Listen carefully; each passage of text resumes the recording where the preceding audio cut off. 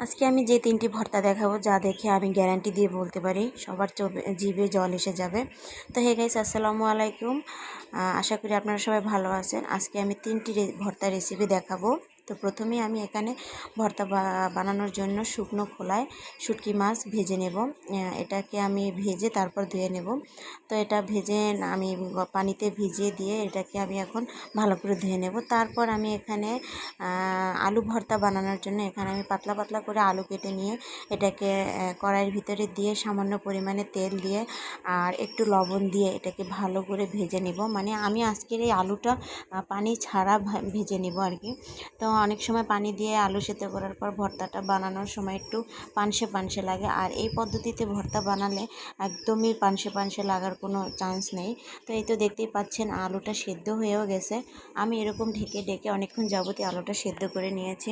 তো এরপর আলুটা নামিয়ে এর ভিতরে আমি বেশ অনেকগুলোই শুকনো মরিচ ভেজে নেব। আর শুকনো মরিচগুলো এমনভাবে ভাজবো যাতে একদম পুড়ে না যায়, মানে হালকা ভাজবো, মানে শুকনো মরিচের কাঁচা ঘ্রাণটা চলে যাওয়ার পরই ভেজে মানে উঠিয়ে নেব। এতে করে ভর্তা বানানোর সময় ভর্তার রঙটা খুব ভালো থাকবে। আর এরপরে ওই তেলের ভিতরে আমি এখানে বেশ কিছুটা রসুন ভেজে নেব। মানে ভর্তা বানানোর জন্য যে যতটুকু পরিমাণ রসুন লাগে আমি একেবারেই ভেজে নেব। এরপর আমি এর ভিতরে দিয়ে দেব অনেকগুলো পরিমাণে পেঁয়াজ কুচি। যেহেতু আমি 3 পদের ভর্তা বানাবো, তো 3 পদের ভর্তার জন্য আমি এখানে একসাথে পেঁয়াজ কুচিগুলো ভেজে নেব।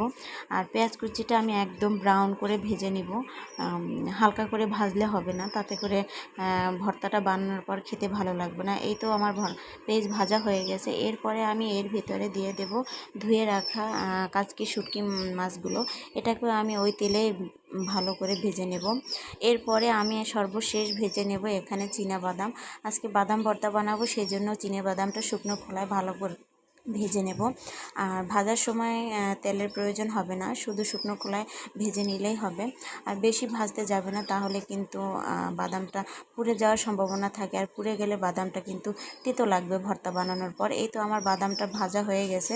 আর এরপরে ভর্তা বানানোর পালা। তো আমি এখানে অনেকগুলো আলু ভেজে রাখছিলাম, তো আমার মেয়ে অর্ধেকটাই খেয়ে নিয়েছে শুধু শুধু।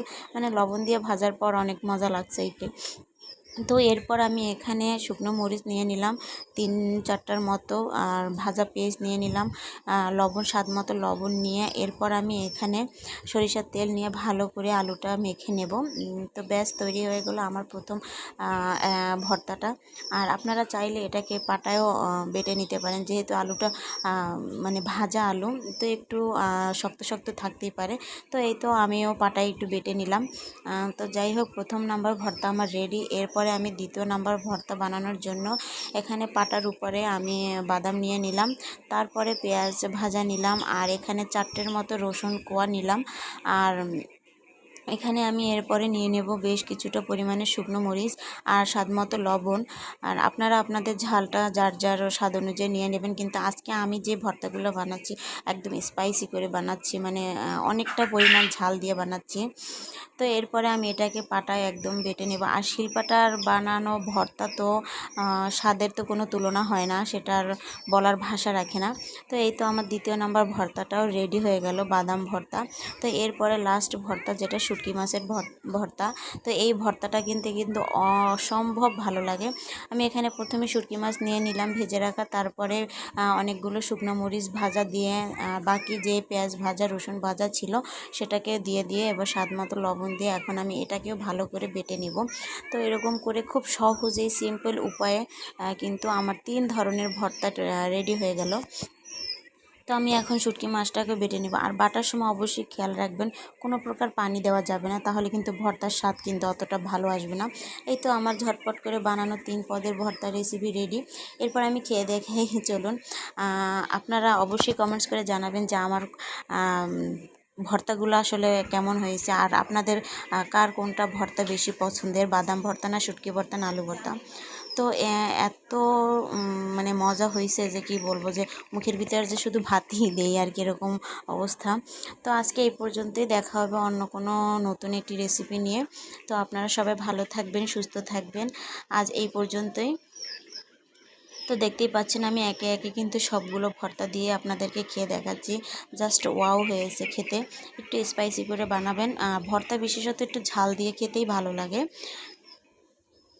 তো আজ এই পর্যন্তই। ভালো লাগলে আমার পেজটিকে ফলো করে দেবেন, আর ইউটিউব চ্যানেল থেকে দেখলে এই চ্যানেলটি সাবস্ক্রাইব করে দেবেন।